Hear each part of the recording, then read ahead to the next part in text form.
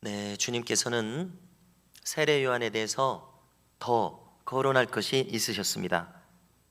요한의 인물됨에 대해서, 그의 사명에 대해서 거론해 주십니다. 자, 먼저 우리는 이 세례 요한의 인물됨을 생각하지 않을 수 없습니다. 복음서는 예수님에게 초점을 맞추고 있기 때문에 세례 요한에 대해서는 조금만 이야기해 주고 있습니다. 세례 요한에 대해서 놀라운 것은 예수님의 사역에 대해서 다 깊이 이해했다는 것입니다. 특별히 예수님은 성령과 불로 세례를 주실 분이시다. 자기는 신들매를 감당조차 못할 작은 사람이다. 그는 흥하여야 되겠고 나는 쇠하여야 하리라. 예수님에 대해서 정확한 지식을 가지고 있었습니다. 그분이 메시아시라는 것에 대한 정확한 지식을 가지고 있었습니다. 무슨 사역을 하시는지에 대해서도 정확하게 알고 있었습니다. 세상자를 지고 가는 어린 양이로다. 십자가에 대해서도 알고 있었습니다. 부활에 대해서도 인류 역사의 처음과 끝에 대해서 다 알고 있었다고 우리는 봐야 되겠습니다. 그렇지만 주인공은 예수님이시기 때문에 세례 요한이 받은 은혜를 낱낱이 기록해 주지는 않습니다. 그런 정도로 예수님에 대한 정확한 계시를 가지고 있었다면 다니엘만큼 분량을 주어줬으면 다니엘만큼 엄청난 계시를 기록했을는지도 몰라요. 이사야 66장입니까? 67장입니까? 이사야만큼 분량을 줬으면 더 엄청난 것이 기록됐을지도 모릅니다. 그렇지만 세례 요한이 초점이 아니기 때문에 조금만 기록해 줬습니다. 세례 요한의 인물됨에 대해서 예수님께서 뭐라고 하셨는지 들어보기 원합니다. 자, 세례 요한을 거론하니까 신학생에 대한 우스갯소리가 떠오릅니다. 자, 신학생들에 대해서 어떻게 얘기하냐면요, 불처럼 은혜를 받아가지고 이제 말세지 말에 불의 종이 된 양, 그런 열심을 가지고 신학교에 들어갑니다. 저도 그랬다고 생각합니다. 이렇게 막 불에 타올라서 들어갔다고 생각을 합니다. 신학생에 대한 우스갯소리는 이것입니다. 1학년 입학할 때는 세례 요한으로 들어갔다가 졸업할 때는 평신도보다도 못한 불신자가 돼서 졸업한다, 이런 말이 있는데요. 참 우스운 이야기고 정말 그런 일이 있다면 놀라운 일이 되겠습니다만은 얼마든지 그런 일들이 가능합니다. 그런 사람들이 얼마든지 있다고 말할 수 있습니다. 또 비슷한 얘기인데요, 신학생 1학년으로 들어갈 때는 목사의 신앙으로 들어가는데 2학년 때는 장로의 신앙으로 좀 떨어지고 3학년 때는 안수 집사의 신앙으로 떨어지고 4학년 때는 집사의 신앙으로 떨어지고 졸업할 때는 불신자가 되어서 졸업한다는 우스갯소리가 있습니다. 자조스러운 말입니다. 이런 내용들이 무엇을 거론하는 것입니까? 정말로 뜨거운 신앙과 사명감을 가지고 들어갔다가 신학 공부를 하면서 그 신앙이 무슨 이유에서인지 점점 식어가는 것입니다. 그래서 이제 이 신학 공부를 하는데 왜 더 뜨거워지지 않고 싸늘하게 식어가는가라는 것을 생각할 때 우리가 반드시 염두에 둬야 할 것은 그 신학이 한두 가지 종류가 아닙니다. 아무튼 만이면 만, 천이면 천, 사람마다 다른 신학의 종류가 있다고 해야 될 것입니다. 자, 그런데 이 신학의 흐름 중에 하나는 자유주의 신학이라는 것이 있습니다. 그것은 한마디로 이성주의 신학입니다. 쉽게 말해서 그 신학을 따라가고 거기에 깊이 몇 년간 파묻혀 있으면은 성경의 기적이 믿어지지 않게 됩니다. 기도 소리가 한마디도 안 나오게 됩니다. 주님 해야 기도를 시작해야 될 텐데요, 주님이라고도 부르기 힘든 그런 심적 상황이 되어버립니다. 거짓말 같지만 이런 일들은 부지기수로 있습니다. 그렇습니다. 왜 식어갑니까? 왜 식습니까? 세례 요한으로 들어갔다가 왜 불신자로 졸업하겠습니까? 자유주의 신학과 같은 신본주의 신학이 아니라, 경건한 신학이 아니라, 신앙적인 신학이 아니라 인본주의 신학이 있다는 것입니다. 안타깝지만 있습니다. 그것이 사실입니다. 자유주의 신학의 폐해, 그 영향을 고스란히 받은 신학생은 그렇게 식어갈 것입니다. 한국교회 신앙은 전 세계 200여 국가 중에서 유일하게 차별금지법을 막아내고 있습니다. 우리 한국교회는 10년 이상 막아내고 있습니다. 왜 그렇습니까? 우리 한국교회는요, 기본적으로 이 성경이 1.1획도 하나님의 말씀이라고 믿고 있습니다. 그렇죠? 대부분의 교회들이 그렇게 믿고 있습니다. 대부분의 목사님들이 그렇게 믿고 있습니다. 그렇지 않으면 목회가 불가능할 것입니다. 교회가 부흥하지 못할 것입니다. 그러나 서양교회는 사정이 다르다 이것입니다. 수많은 큰 교회들이 이슬람으로 넘어갔습니다. 그 이유는 무엇입니까? 설문조사를 하면요, 영국교회 목사님들의 50%가 부활을 믿지 않습니다. 동정적 탄생을 믿지 않습니다. 왜 그렇습니까? 자유주의 신학의 영향을 받은 것입니다. 기적을 싹 빼버려요. 여러분들 얼마나 어리석습니까? 그냥 한번 생각을 해봤습니다. 자, 우리는 성경을 그대로 믿으니까 기적을 그대로 믿습니다. 그러나 이성이 극도로 발달하게 되면 기적이 어떻게 일어날 수가 있겠습니까? 과학이 극도로 발달하면, 과학에 푹 잠겨 있으면은 어떻게 이 말이 안 되는 합리적이지 않은 기적이 가능하겠습니까? 그러니까 과학주의에 깊이 몰입된 분은 성경을 던져버릴 것입니다. 몇 줄 읽다가 말이 안 된다고 던져버릴 것입니다. 그러나 평생 신앙생활을 해온 우리는 기적이 있음을 믿습니다. 내 힘이 미치지 못하는 것이 있음을 믿습니다. 하나님께서 역사해 주실 때 놀라운 일이 일어난다는 것을 우리는 믿고 있습니다. 우리가 이런 믿음을 가지고 있으니까 얼마나 큰 은혜입니까? 그런데요, 이 이성주의, 합리주의, 과학주의가 첨단을 점하는 이 자유주의 신학의 폐해에 젖어들게 되면 세례 요한과 같이 불과 같은 신앙을 가지고 들어간 신학생이 완전히 식어가지고 나올 수 있다는 것입니다. 자, 우리 한국교회는 이처럼 은혜로운 교회, 성경을 그대로 믿는 교회, 지구상에서 유일하게 차별금지법을 막아내고 있는 하나님이 기뻐하실 만한 그런 교회임에도 불구하고 한국교회 신학교들은 거의 100% 자유주의 신학의 구정물이라고 할까요? 심한 표현이 되겠습니다만은 여기에 묻어 있음을 아시기 바랍니다. 저도 그 영향이 없지 않아요. 저도 그 안에 있었으니까요. 그 안에, 그리고 더 첨단을 달린다는 학교에 들어갔으니까요. 모르니까, 누가 안내를 해주지 않으니까 그냥 그 좋은 학교인 줄 알고 들어갔죠. 근데 이제 들어가 보니까 정말 경건한 선생님이 있는가 하면 정말 그 수업에 들어가고 싶지 않은, 다루는 내용이 정말 성경을 난도질한다고 생각이 되어서 너무 괴로웠습니다. 신학 공부가 너무 괴로웠어요.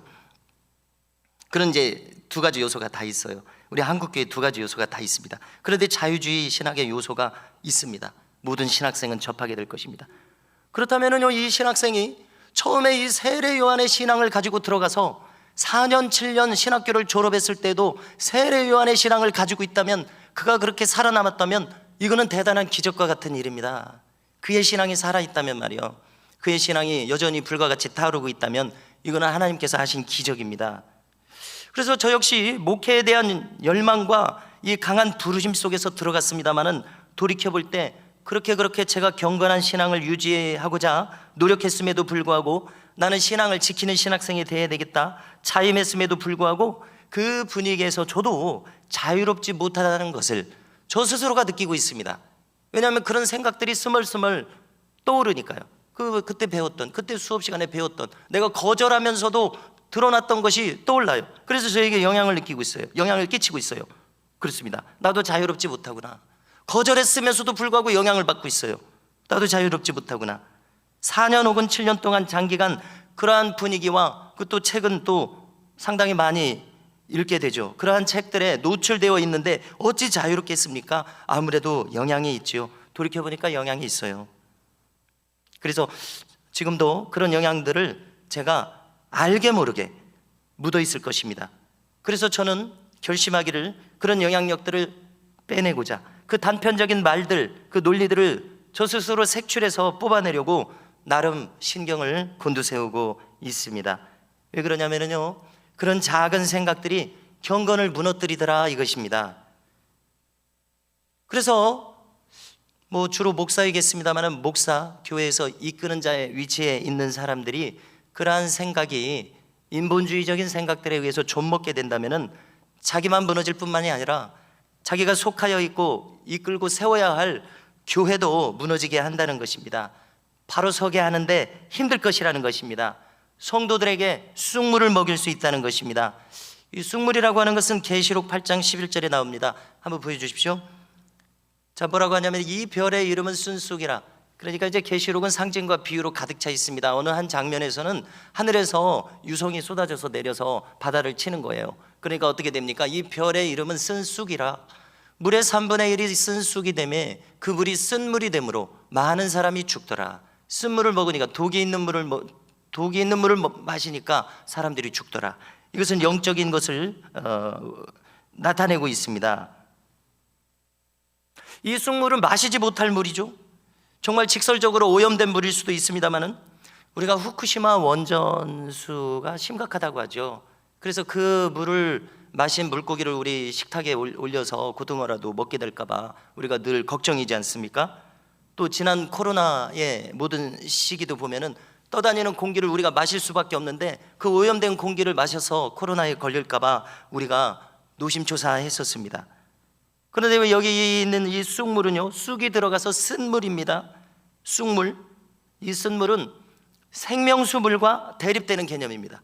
쑥물은 마시지 말아야 되고 이 쓴 물, 생명수는 이 시원한 물은 마셔야 됩니다. 자, 이것은 사상들과 가르침을 대표하고 있습니다. 우리는 성경에 있는 순수한 진리의 말씀 생명수를 마셔야 되죠. 그렇죠.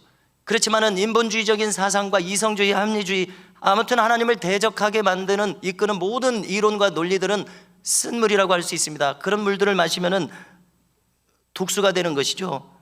세례 요한으로 들어간 신학생이 완전히 식어서 불신자가 돼서 나오는 그런 일들은 바로 이 쑥물을 먹었기 때문에 그런 일들이 있게 된다는 것입니다. 나도 모르게 내 생각에 들어와서 나를 힘못 쓰게 하는 그런 인본주의적인 신학과 논리들입니다. 그런데 이 어찌 신학생뿐이겠냐는 것입니다. 어찌 목회자만 이 위험에 노출되어 있겠느냐는 겁니다.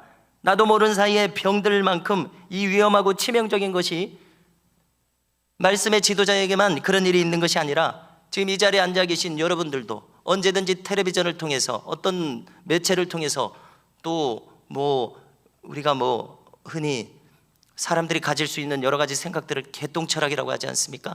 그런 여러 가지 생각들을 통해서 그런 인본주의적인 나도 모르게 나에게 들어오는 인본주의적인 생각들, 내가 평생 살면서 성경하고 무관하게 내가 그냥 상식적으로 가지고 있는 그런 생각들에 의해서 우리가 얼마나 위험하고 치명적인 그런 사상적인 공격들에 노출되어 있었겠냐는 것입니다. 우리 안에 있는 세속적인 철학과 사상들도 우리는 뽑아내야 됩니다. 그래서요, 말씀의 날선 양날검 외에 무엇이 나의 생각을, 그릇된 생각들을 도려내고 나를 살게 만들 수 있는 능력의 양식이 되겠느냐는 것입니다. 그러므로 우리가 말씀에 창념해야 되고 늘 들어야 되고 가까이 해야 될 이유가 바로 여기 있습니다. 우리의 생각들은 가만히 있으면은 우리가 내일도 세수를 해야 되듯이 무엇인가 때가 묻게 돼 있다는 것입니다. 우리의 생각은 하루 종일 24시간 지내면서 우리의 생각은 정처 없이 막 자기 마음대로 다니고 있어요. 그러면 이 무엇이 묻어 있을지 모르는 이 생각들을 어떻게 우리가 깨끗하게 정리를 하냐는 것입니다. 매일매일 우리가 말씀을 가까이 함으로써 바쁠 때는 한 절만 읽을지라도 그 한 절의 말씀이 나를 어거하고 이끄는 그러한 그 안전장치가 될 것입니다. 정말 그렇게 믿습니다. 그래서 성도 여러분, 저와 우리 교우들께서는요, 끊임없이 이처럼 깨어있는 말씀으로 나의 생각을 각성시켜야 될 줄로 믿습니다. 말씀은 정말 어떤 때는 손에 안 잡히는 것 같습니다. 이렇게 허공에 들려져서 말씀이 막 사라지는 것처럼 뜬구름처럼 느껴질 수가 있습니다. 추상적으로 느껴질 수가 있습니다. 그런데 제가 지금 나누고자 하는 내용은요, 추상적으로 흘러가 버릴 수 있는 이 말씀을 붙잡아서 나에게는 구체적인 말씀이 되게 하자는 것입니다. 그래서 신비의 세기자고들 하지 않습니까? 암송하기도 하고, 아무튼 이 말씀에 내가 창념하는 이것이 정말 필요하다고 생각합니다. 그렇습니다. 다시 한번 외치고 싶습니다. 이 흘러가는 말씀들이 결코 추상적인 말씀들로 나하고 무관한 말씀으로 떨어져 있게 하지 마십시오. 이 말씀이 나의 말씀이 되도록, 구체적인 말씀이 되도록, 선명한 말씀이 되도록, 추상적이 아니구나, 살아있는 말씀 붙들 수 있는 은혜가 우리 모두에게 있기를 주님의 이름으로 축원합니다. 떠다니는 말씀이 나에게서 현실이 되는 이 일이 있게 하십시오. 뜬구름이 아니게 만드십시오. 그래서 말씀은 여상합니다. 말씀은 어제나 오늘이나 똑같습니다. 문제는 받아들이는 나에게 있었습니다. 내가 때로는 말씀을 강하게 나에게 받아들이고 때로는 말씀을 내가 흐지부지 받아들입니다. 말씀은 원래 그 자리에 있는데 받아들이는 내가 문제인 것을 알게 됩니다. 부족함은 나에게 있지 결코 말씀에 있지 않습니다. 그러므로 깨닫게 됩니다. 말씀이 추상적인 이유는 나에게 있구나. 말씀이 현실화되게 하는 책임도 나에게 있구나. 그러니까 오늘도 이 수요 기도의 시간에 들려진 이 말씀을 나에게 살아있는 생명 말씀으로 붙드는 것은 나의 책임이라는 것을 깨닫게 됩니다. 정녕 말씀은 추상적일 수가 없습니다. 공중에 이렇게 지나가는 것처럼 느껴지지만 그렇게 내버려 두지 마십시오. 말씀이 현실되게 해야 되겠는데요, 제가 예레미야서 23장 29절을 떠올리게 되었습니다. 자, 한번 보여주십시오. 여호와의 말씀이니라 내 말이 불 같지 아니하냐, 바위를 쳐서 부서뜨리는 방망이 같지 아니하냐. 할렐루야. 예레미야 선지자가 느끼는 하나님의 말씀이 막 살아있어요. 자기를 때려 부셔서 합당치 않은 생각들을 다 부셔서 그것들을 없애버려요. 말씀이 현실이 되고 있어요. 추상적이지 않아요. 새 예레미야와 같은 경험이 우리에게도 있어야 되겠습니다. 그렇습니다. 정말 하나님의 말씀은 구체적이구나. 그 사람의 그릇된 사상을 순식간에 부셔버려서 살 수 있는 생명의 사람으로 그 마음을 변화시켜 줍니다. 정말 우리에게 필요한 것이 이것입니다. 그러므로 우리는 나를 신뢰해서는 안 되겠습니다. 내가 그릇된 생각을 얼마든지 가질 수 있다. 잘못된 생각을 얼마든지 가질 수 있다. 내가 말씀에 대한 초점이 흐트러져 있을 수 있다. 나는 말씀을 바르게 알지 못하고 있다. 이렇게 겸손하게, 이렇게 열린 마음으로, 이렇게 공정하게 말씀을 대하면서 말씀을 받아들이는 은혜가 우리에게 있기를 소망합니다. 우리에게 필요한 마음이 겸손하게 말씀을 받는 마음 필요합니다. 그래서요, 우리는 오늘도 바리새인들이 나오는데요, 바리새인들은 들은 풍월에 의해서, 전통에 의해서 바리새인들 자기들끼리 체계와 조직을 세우다 보니까 그게 성경 말씀 위에 올라가 있어요. 그게 바리새인들의 전통 아닙니까? 그런 것에 의해서 신앙생활을 하면 안 됩니다. 사람이 만든 것으로 신앙생활을 하면 안 됩니다. 정말 말씀이 말씀하시는 것이 무엇인가 창념해서 신앙생활해야 함을 깨달아야 되겠습니다. 최근에 우리가 함께 신앙생활하면서 붙들어야 할 뇌마의 말씀은 무엇입니까? 서기관과 바리새인들의 겉으로 하는 신앙생활 자체도 훌륭한데 예수님은 거기에 만족하지 말고 너희들도 거기에 머물지 말고 마음속에서 하나님의 의를 추구하고 있느냐, 생각 속에서 죄와 싸워서 이기고 있느냐. 우리 교회가 전부 함께 받은 말씀이라고 생각합니다. 이런 말씀들이 나를 살리는 생명의 말씀이거든요. 바리새인들과 서기관들보다 더 나은 의를 가지지 않으면 결코 천국에 가지 못하리라. 얼마나 우리에게 생명을 줍니까? 그 더 나은 의란 생각 속에서도 죄와 싸워 이기는 그러한 신앙이었습니다. 이것을 꼭 붙을 수 있기를 바랍니다. 제가 일전에 거론을 했었습니다. 곽선희 목사님이 우리 한국교회에 많은 유익을 주셨죠. 그분이 일화를 전합니다. 미주 집회를 가서 어떤 목사님을 만났습니다. 티타임을 하는 거예요. 그런데 이 목사님이 연령도 지긋하신데 곽선희 목사님보다는 좀 연령이 아래겠죠. 이렇게 이야기를 합니다. 하소연을 합니다. 목사님, 참 목사님을 존경하고 목사님 목회하신 것이 부럽고 옳다고 생각합니다 하면서 저도 목사님처럼 교회를 잘 세우고 또 이렇게 부흥회로, 부흥사로 방방곡곡에 또 이렇게 외국에도 다닐 수 있는 그런 목회자로 저도 성장할 수 있었다고 생각을 합니다. 많은 영혼들에게 유익을 끼칠 수 있는 사람이 되었을 수 있었으리라고 생각을 합니다. 그런데 이제 그렇게 되지 못했다는 거예요. 그리고 이제 하소연을 하는 거예요. 저는 선생님을 잘못 만났습니다. 저는 신학교를 잘못 갔습니다. 학교를 잘못 만났습니다. 자, 훌륭하고 머리 좋은 신학생들이 미국으로 유학을 가서 미국 동부에 얼마나 유명한 신학교들이 많이 있습니까? 제 이름이 생각이 안 나는데요. 무슨 이제 신학교가 있어요. 유명한 신학교, 머리 좋은 사람들이 가는 신학교. 이 락카펠러가 만든 그 세운 후원한 그런 신학교라고 어렴풋이 기억이 나는데요. 한마디로 그 유명한 신학대학의 유명한 신학교 교수에게 배웠는데 한마디로 말해서 조금 전에 거론한 자유주의 신학, 이 인본주의적인 신학의 세례를 수년 동안 받았던 것입니다. 그 결과 목사님 앞에 와서 하는 얘기가 자기는 목회를 못하게 됐다는 거예요. 한마디로 설교를 못하게 되었다는 거예요. 은혜로운 설교가 안 나온다는 거예요. 주님하고 찾아야 이제 그 다음에 은혜로운 설교가 풀어질 텐데 주님하고 부르고 기도하는 것부터 막히니 어떻게 되겠습니까? 그렇습니다. 안타까운 일이지만은요, 바리새인들과 서기관들을 보십시오. 오늘날을 보면 그들이 신학생들 아닙니까? 신학을 잘못하면은요 설교 한마디도 할 수 없습니다. 전도 할 수 없습니다. 영혼에 대한 생각이 있어야죠. 기도 못합니다. 다원주의에 빠집니다. 무슨 소리입니까? 다른 종교에도 구원이 있다고 해요. 신학에서 그런 거 공부하는 것이 많이 있어요. 또 기도할 생각이 없으니까 성령을 부인합니다. 예수님이 육신으로 우리와 함께 계시지 않는데 성령을 부인하면은 어떻게 신앙생활이 성립하겠습니까? 성령을 부인하고서 어떻게 목회가 되겠습니까? 성령의 불세례 인정하지 않습니다. 성령의 역사 인정하지 않습니다. 기적 인정하지 않습니다. 완전히 인본주의로 떨어지고 마는 거예요. 11조도 하지 말라고 합니다. 11조 신앙이 없으니까요. 그래서 그런 식으로 발설하는 사람들이 있습니다. 그게 다 신학자들이요 목사들입니다. 그들도 목사 안수를 받아요. 그런 것을 따지지 않으니까요. 마음속에 뭐가 들어있는지 따지지 않는단 말입니다. 그러니까 그들도 목사 안수를 받습니다. 그런 식으로 발설하는 사람들이요 다 교회 목회 안 됩니다. 사람 없습니다. 재정 자립하지 못합니다. 영혼 구원하지 못합니다. 이게 결과예요. 조금 전에 그 목사님의 하소연이 이거예요.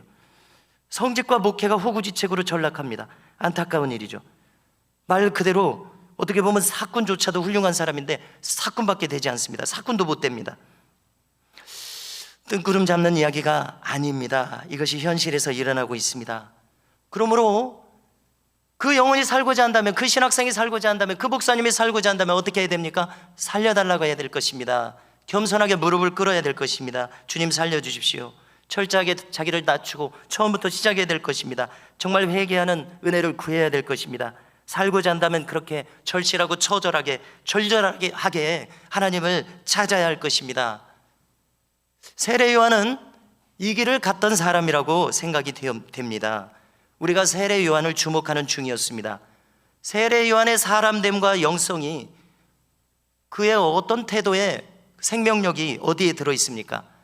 주님은 말씀하십니다. 그는 광야에 살았다고 이야기합니다. 이로써 그는 거친 환경을 마다하지 않았습니다. 거친 환경을 견뎌낼 수 있는 사람이었습니다. 우리가 아시는 대로 약대 털옷을 입고 석청을 음식으로 삼고 그는 거친 환경을 이겨낼 수 있는 강인한 사람으로 성장했습니다. 부드러운 옷을 입은 사람들과 비교하고 있으십니다. 한가하게 안락함을 추구하지 않았습니다. 주님은 말씀하십니다. 저 궁궐에 있는 왕들을 봐라. 저들은 부드러운 옷을 입고 있다. 화려하고 사치스럽게 지내고 있다. 그렇지만 세례 요한은 그런 삶을 거부했습니다. 한마디로 불편하게 살았습니다. 그의 마음속에는 허영심을 다 빼내버렸습니다. 여기까지 생각할 때 전 성 프란시스를 생각하게 돼요. 얼마 전에 거론했던 젬마 갈가니 같은 분들을 떠올리게 돼요. 이들을 영성인이라고 해야 될지 깊은 신앙인이라고 해야 될지 또 뭐 수도사라고 해야 될지 뭐라고 불러야 될지 뭐 적절한 이름이 있겠죠. 이분들의 신앙생활의 자세는 자기를 꾸미지 않습니다. 특별히 저는 이 젬마 갈가니 27살 때 읽어서 아직까지 기억하고 있어서 아직까지 생각하는 거예요. 그 마음이 무슨 마음일까? 아직까지 생각하는 거예요. 뭐냐면요, 그들은 자기를 꾸미지 않았습니다. 젬마 갈가니, 그는 남성들을 시험 들게 할까봐 자기 얼굴에 화장을 하지 않았습니다. 자기 얼굴을 보고 남성들이 조금이라도 허튼 생각을 할까봐 자기 얼굴을 꾸미지 않았습니다. 이연필 선생은 이세종 선생의 제자입니다. 그런데 이연필 선생도 남원 일대, 지리산 일대에서 수많은 남녀들을 제자로 삼아서 산속에 들어가서 살면서 밭을 일구면서 그렇게 신앙생활을 했고, 동광원이라고 하는 고아들을 기르면서 수도 생활을 하는, 개신교회도 수도 생활하는 분들이 있었어요. 우리 한국교회 외국에서 가져온 프란체스코니, 도미니코니 그런 회가 아니라 한국에서 저절로 생겨난 이세종 선생의 제자들에 의해서 우리도 그렇게 살겠습니다. 저절로 생겨난 수도단체가 있는 거예요. 동광원이라고요. 한번 검색해 보십시오. 그렇습니다. 이연필 선생의 여제자들은 앞에서 특송을 하지 않는다고 기록되어 있어서 제가 27살에 읽고서 깜짝 놀라서 아직까지 기억하고 있어요. 뭐라고? 특송? 우리 교회에서 맨날 하는 것인데 앞에 줄지어 서서 특송을 하지 않는다는 것입니다. 왜 그러냐면은 얼굴을 사람들에게 보이기를 원치 않아서, 몸을 사람들에게 보이기를 원치 않아서. 정말 섬세하고 예민하죠. 다른 사람들을 앞에서 앉아있는 회중들의 심기를 흐트러뜨릴까 봐 그렇게 하지 않는 거예요. 젬마 갈가니가 화장을 하지 않는 것처럼 다른 사람들의 마음을 흐트러뜨릴까 봐. 여러분들 대단히 이런 거 혹시 생각해 보셨습니까? 자기를 통해서 청중에서 조금 더 감정적 동요가 일어나는 것을 꺼리는 이런 섬세한 마음에서 그렇게 했다는 것입니다. 그래서 한번 생각해 보십시오. 저도 많이 고민을 했습니다. 그 꺼리는 마음을 한번 생각해 보십시오. 이것은 제가 한번 생각해 보니까요, 남에게 해를 끼치지 않으려는 마음이 극도로 발전해서 이렇게까지 표현된 것일 것이다 추측하게 됩니다. 앞에 나와서 특송하는 것이 뭐 대수라고, 거기서 얼굴을 보이고 몸을 보이는 것이 뭘 대수라고, 그것도 남에게 피해를 준다는 생각을 하는 거예요. 여러분들 너무나 심하다고 혹시 생각이 되십니까? 그런데 이제 이분들이 이세종 선생의 제자들입니다. 아마 이세종 선생의 그 높고 섬세한 영성을 전수받았기 때문에 이런 식의 태도가 나왔을 것이다, 제가 이렇게 추측해 봅니다. 너무 철저한 거 아닌가? 우리는 아무 생각 없이 특송을 합니다. 아무 생각 없이 성가대에서 찬송을 합니다. 이게 뭐가 문제라고? 이게 뭐가 문제라고? 그들은 이것이 남에게 해를 끼칠 수도 있다, 그래서 나는 삼가야 되겠다, 이런 생각을 가지냐는 것입니다. 그렇습니다. 너무 철저한지도 모릅니다. 너무 심한지도 모릅니다. 이렇게 살면 어떻게 숨막혀서 살겠습니까? 그런데 한번 생각해 보시자는 것이죠. 그렇게 해서 남에게 유익을 끼치는 사람이 돼야지 조금이라도 해를 끼치는 사람이 되어서는 안 된다는 그런 섬세한 마음이, 거기 이웃을 생각하고 사랑하는, 해치지 않으려는 그런 마음이 있지 않냐는, 그것을 한번 생각해 보시자는 것입니다. 특송에 대해서 이제 그렇게 기록을 했습니다마는 이와 같은 마음이 다른 삶의 양상에서, 우리가 살아가는 모습은 한 가지 모습이 아니죠. 여러 가지 모습에서 우리가 살아가고 있습니다. 그럼 여러 가지 모습에서, 마음 씀씀이에서 어떤 모습으로 나타날지 한번 생각해 볼 필요가 있다고 느꼈습니다. 자, 예를 들면 우리가 한 3일 전에 산부 예배 때 지도자에 대해서 거론을 했었습니다. 그러면서 한 가지 함께 생각해 본 것이 있었습니다. 뭐 꼭 교육부서는 아니겠지만은 우리가 이제 공금을 만지는 사람들이 되니까요, 특별히 헌금을 만지는 사람들이 되니까 또 한번 생각해 보는 것입니다. 다른 예가 생각나지 않으니까 또 같은 예를 생각해 보는 것입니다. 자, 예를 들어서 좀 교사들에게 미안하네요. 교사들이 아침에 모닝커피를 사 먹었습니다. 그런데 그것을 이제 청구해서 그걸 이제 청구받는 거예요. 그런데 이제 우리가 봉지커피 한 잔이면은 뭐 50원, 100원, 옛날에는 뭐 그렇게 가볍게 생각할 수도 있지만 요즘에는 이제 시중에서 산다면 적어도 3,000원, 4,000원, 또 많으면은 6,000원, 7,000원, 이렇게 식사 한 끼 값이 됩니다. 그래서 이제 여러 사람들이 그렇게 아침에 주일에 와서 그렇게 공금을 사용하는 것이 옳겠느냐, 그런 걸 우리가 한번 생각해 봤죠. 그러면 이제 앞으로는 몰라서 그랬습니다, 앞으로는 그렇게 하지 않아야 되겠네요 하는 마음을 우리가 가진다면은요, 어떤 마음에서입니까? 성도들이 소중하고 거룩한 마음으로 헌금한 것을 그렇게 낭비스럽게, 그렇게 호사스럽게, 그렇게 거침없이 써서는 안 되겠다는 그런 마음을 가지게 되는 것이죠. 그런 마음을 헤아리지 못했는데 그렇게 하는 것이 맞겠다, 그것이 교회에 해를 끼치지 않는 일이 되겠다, 소중한 헌금을 목적에 맞게 거룩하게 사용하는 것이 되겠다 하는데 생각이 이제 미치는 이러한 섬세한 마음이 되지 않겠냐는 것입니다. 그런 마음이 필요하지 않겠냐는 것입니다. 성도 여러분, 제가 가만히 생각해 보니까 우리 교회는 언제부터인가 강단 장식을 이제 화분으로 하게 되었습니다. 왜 그렇습니까? 코로나가 지나면서 여러 가지 사회가 많이 바뀌었는데 특별히 곳곳이 하는데 비용이 엄청나게 올라갔습니다. 막 몇만 원 단위로 올라갔습니다. 그러니까 이 강단 장식이 감당이 안 되는 거예요. 너무 비용이 많이 드니까. 그러니까 이제 생각을 바꿔서 화분으로 이렇게 돌렸는데 이게 언제 올라왔죠? 1월 달부터 올라온 것 같은데 아니 권사님 좋아서 그러는 거예요. 왜 고개를 숙이세요? 3달 정도 지금 사용하고 있습니다. 조금 이 만냥금이 조금 시들어서 이제 그러신 것 같은데 아직까지 보기는 그렇게 싫지 않으실 거예요. 그런데 왜 이렇게 우리 이런 마음을 쓰게 됩니까? 이 비용이 허비되는 것처럼 사용돼서는 안 되겠다는 마음이 우리가 들어지지 않습니까? 소중하고 거룩한 마음으로 드린 물질이 조금이라도 낭비되지 않게 좋게 사용되어야 하기 때문에 그렇습니다. 그렇지 않으면 우리 마음이 아프기 때문에 그렇죠. 네, 시간이 많이 갔습니다만은 26절에 보니까 주님은 세례 요한을 보고 선지자들보다도 훌륭하다고 하십니다. 그 이유는 간단하게 생각해 보겠습니다. 27절, 보라 내가 내 사자를 내 앞에 보내노니 그가 내 앞에서 내 길을 준비하리라 한 것이 이 사람에 대한 말씀이라. 무슨 뜻입니까? 세례 요한을 가장 탁월하다고 말씀하셨는데요, 이렇게 생각합니다. 지나간 모든 선지자들이 누구를 예언했습니까? 예수님을 예언했습니다. 그런데 세례 요한은 예수님 오시기 바로 직전에 바로 모든 선지자들이 목적하고 예언했던 그 예수님을 이야기한 것입니다. 가리켰습니다. 예비했습니다. 그러니까 가장 훌륭하다, 주님은 이런 논리로 말씀하셨다고 생각합니다. 28절에서는 또 즉시로 여자가 낳은 자 중에 요한보다 큰 자가 없다고 말씀하세요. 무슨 뜻입니까? 여자가 낳은 자는 모든 인류죠. 모든 인류 중에 세례 요한이 가장 크다 이렇게 말씀하셨는데요, 이것은 극찬입니다. 이거보다 더 높은 칭찬은 없습니다. 그런데 왜 세례 요한이 이런 칭찬까지 받아야 됩니까? 그것은 예수님 때문인 줄로 믿습니다. 예수님이 그렇게 가치가 높으시다는 거예요. 그 예수님을 알아보고 예수님을 가리킨 세례 요한이 가장 위대하다는 것은 가장 위대한 예수님을 가리켰기 때문에 그렇습니다. 성도 여러분,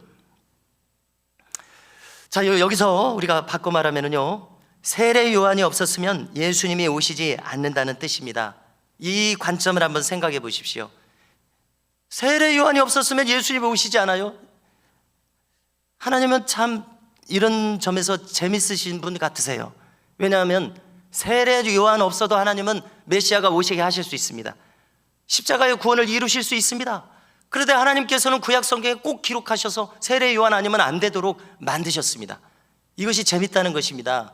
왜냐하면 하나님은 혼자 다 하실 수도 있으시면서 세례 요한을 필요로 해요. 그것을 나에게 적용시켜 보십시오. 하나님은 혼자 다 하실 수 있으시면서도 내 마음에 필요하시다는 것입니다.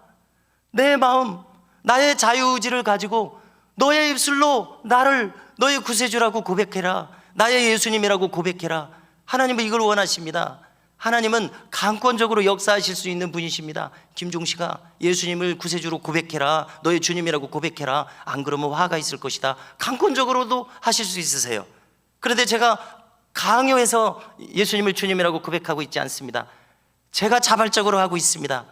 이것이 놀랍고 재밌다는 것입니다. 하나님은 자기 혼자 하실 수도 있으시면서 우리를 필요로 하고 계십니다.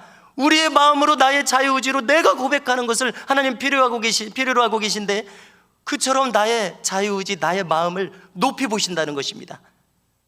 창조주 하나님께서 우리를 창조적 영성이 있는 사람으로 만드셨는데, 바로 그 하나님을 닮은 창조적 영성, 너의 의지로 네가 네 마음대로 신앙을 고백해라. 하나님이 이것을 기뻐하시고 이것을 귀히 여기신다는 것입니다. 성도 여러분, 다른 내용들은 다른 기회에 다루겠습니다. 세례 요한의 영성에 대해서 다루었습니다. 사람들은, 마무리는 해야 되겠네요. 오늘 제목을 내세웠으니까요. 어떤 사람들은 세례 요한의 말씀을 듣고 회개했습니다. 예수님의 말씀을 듣고 회개했습니다. 그러나 서기관들과 바리새인들을 보십시오. 그들은 세례 요한도 거절했습니다. 예수님도 거절했습니다. 하나님이 주신 자유의지로 자기들 마음대로 거절했습니다. 생명길을 가지 않냐고 멸망길을 가지 않았습니다. 그래서 예수님이 시장에서 아이들 하는 모습을 보고 비유하시면서 탄식하시는 것입니다. 피리를 불어도 춤추지 않고 고골하여도 울지 않는구나. 영적인 공감대가 없어요. 바리새인들은 영적인 공감대가 없어서 죽은 영혼들입니다. 그러나 이 자리에 있는 저와 우리 모든 교우들은 영적인 감각이 살아있는 사람들인 줄로 믿습니다. 그래서 우리는 나의 입술로 예수님을 알아보고 예수님을 나의 주님이라고 고백합니다. 세례 요한이 어떻게 훌륭하다는 것을 압니다. 영적인 지각이 있기 때문입니다. 이 영적인 지각으로 우리가 앞으로 살아갈 믿음의 세계에서 승리하시는 은혜가 저와 우리 모든 교우들에게 있으시기를 축복합니다.